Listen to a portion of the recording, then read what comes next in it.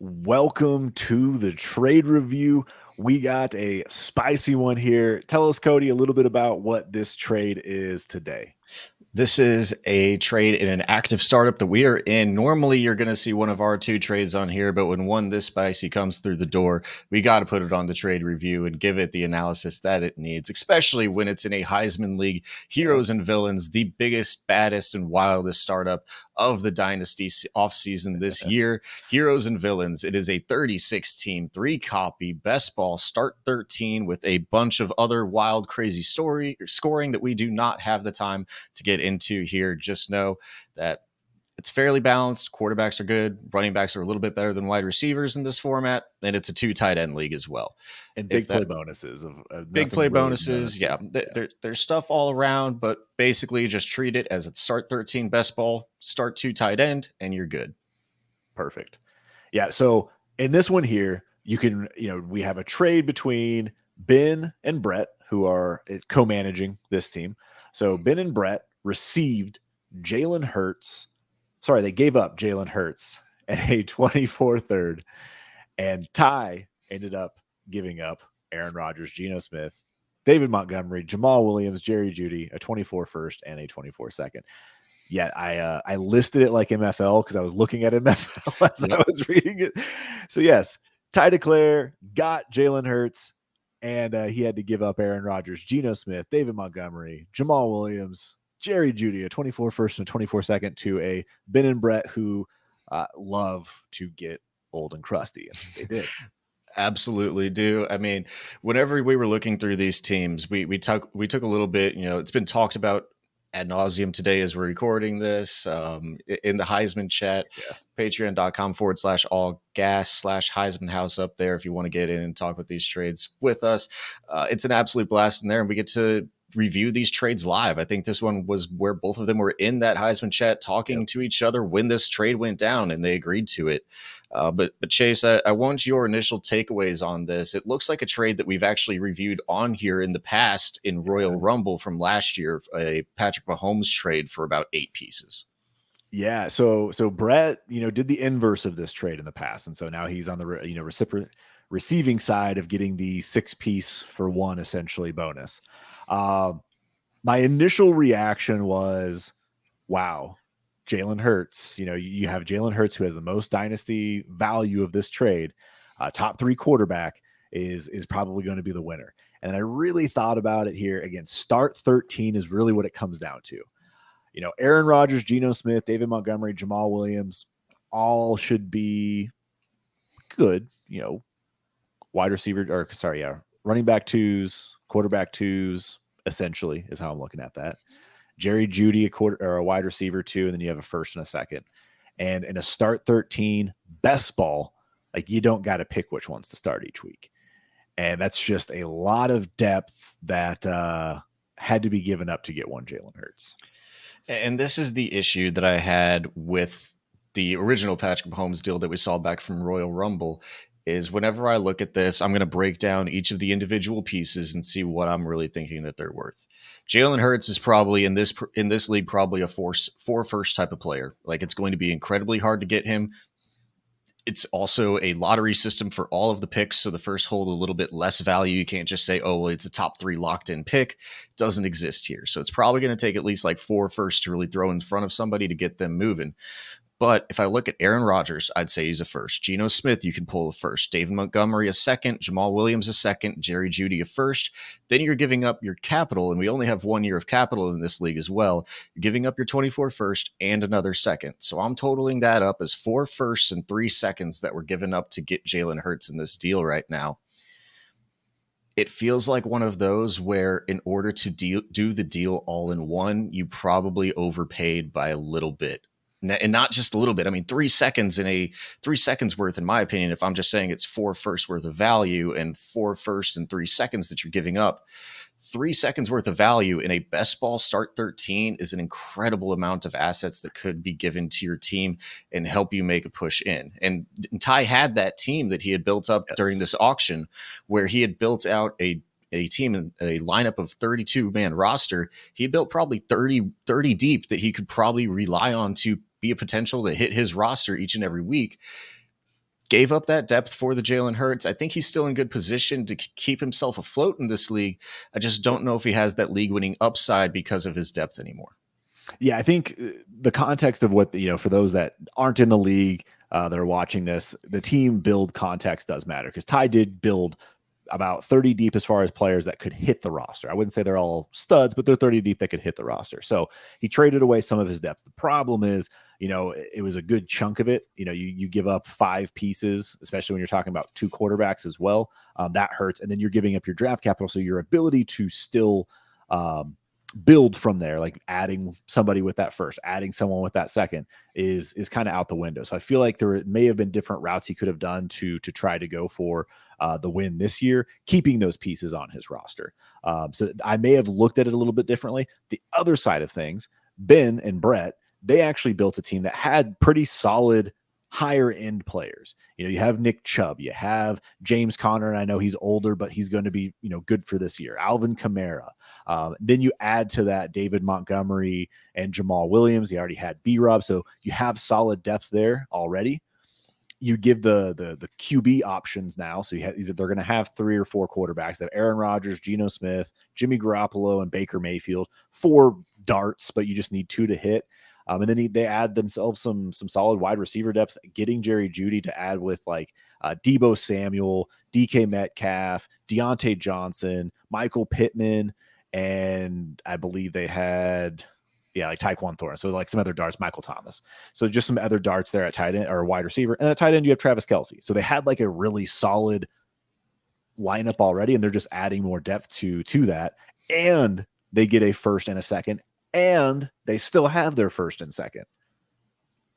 Yeah, they've basically, in my opinion, these two basically almost just kind of swap teams. Ty had built his where lower value quarterbacks and a lot more depth.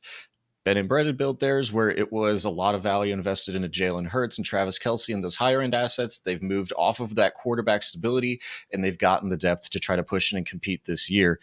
That leads me to, I guess, the next question, though, of this trade. Look at this trade. Just put yourself forward a year. Put yourself into 2024. Yeah. What does this trade actually look like? You could see Aaron Rodgers be a one and done with the New York Jets. You could see Geno Smith revert into a pumpkin after his Cinderella story in 2022. You could see Jamal Williams almost out of the league and buried behind a Kendre Miller maybe in New Orleans. The first and the second, who the hell knows where those are going to land in the lottery? And if you even hit on those, they're basically useless, as it's to us here and how we use them.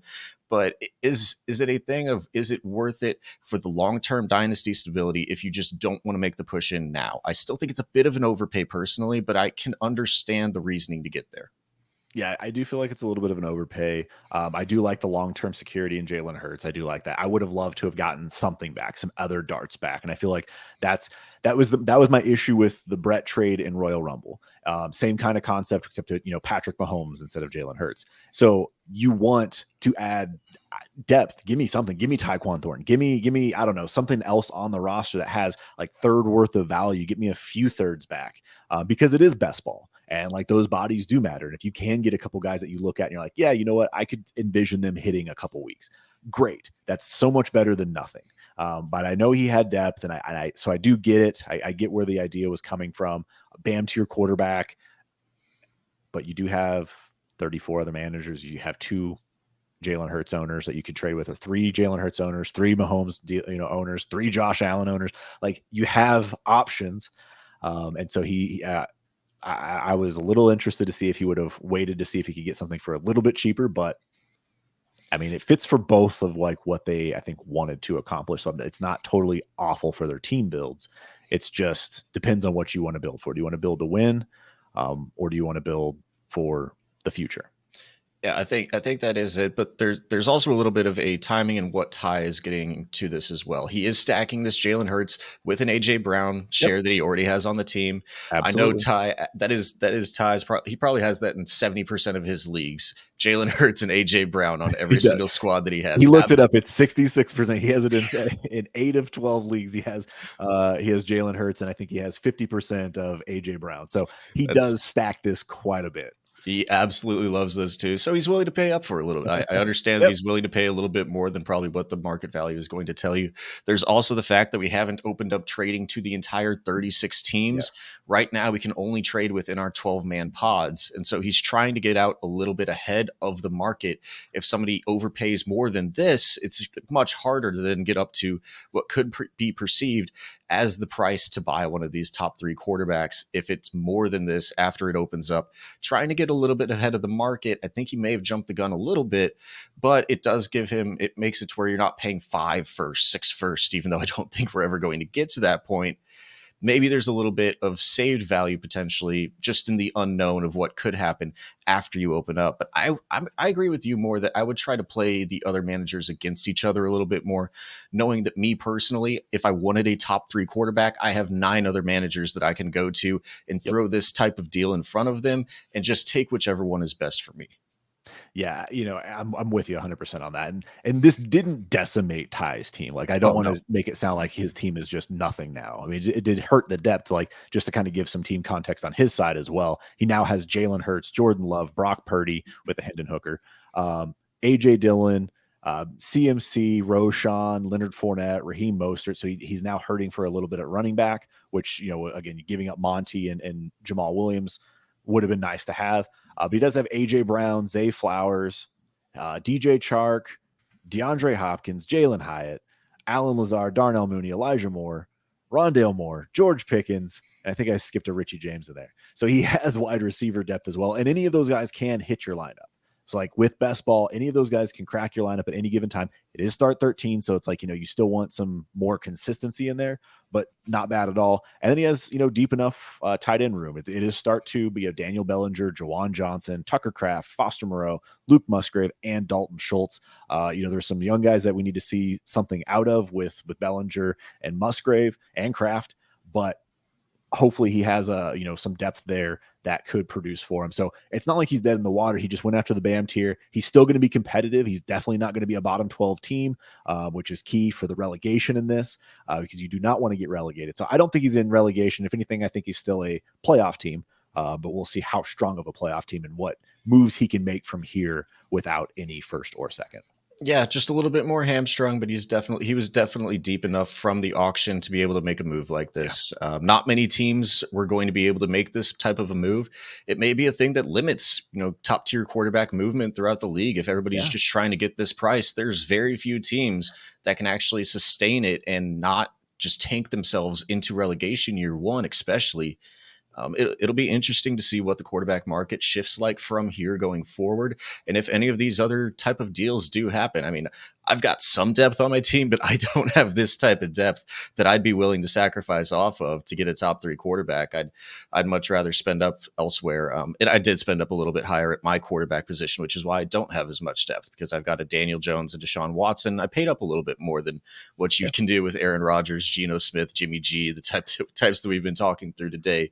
That may only be a 1 or 2 year play. I think that's just the bet you're taking. It's insulated value that Ty's putting on his team, and it's pushing in to try to win this thing, win a massive 36 team pot in year 1 for Ben and Brett. Yeah, and I will say, I forgot, Ty does have a second still from a different trade and then 2/3. So he can build running back depth. I don't want to dismiss that because it does matter. So he can still build some running back depth there. But we'll see what other moves he can make. I do think in the end, it's probably good for both teams in which directions that they wanted to go. This is a pure Ben and Brett move where they want to push in and win. So they do have 2 firsts and 2 seconds now, which will be scary to see what they can build if they do it right, and kind of see how they can consolidate those picks. And Ty got what he wanted to. Got his Jalen Hurts, got his stack. Happy man. Going to be an absolute blast to see how this first year of Heroes versus Villains plays out. Everybody else, let us know what you think down below as well. Give us those comments. Let us know what your thoughts are on this trade. For those in HVV, let it blast. We know we hear it in Heisman House, but we'd love to see it here. Like and subscribe, and thank you so much for joining us here in the Fantasy Draft Room.